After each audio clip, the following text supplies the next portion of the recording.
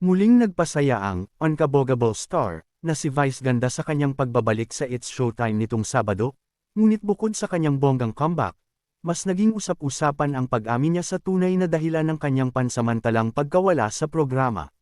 Sa kanyang pagbabalik, muling binuhay ni Vice ang iconic na karakter na si Girlie mula sa Girl, Boy, Bakla, Tomboy, isang throwback na agad kinatuwaan ng madlang people. Ngunit kasabay ng saya at tawanan, inamin din ng host na talagang naglaan siya ng oras para magpahinga matapos ang isang malaking personal na milestone.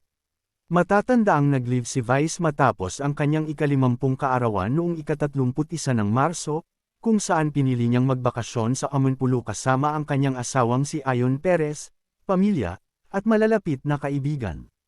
Ayon sa kanya, mahalaga ang pahingang ito upang makapag-recharge at makabalik ng mas masigla.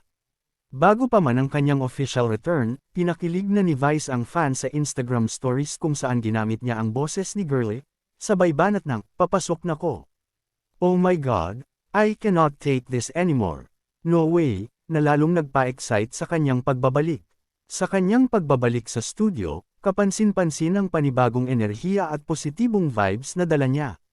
Hindi rin napigilan ng kanyang co-hosts na ipahayag kung gaano nila nami-miss si Meme Vice, na tila muling nagbigay buhay sa buong programa.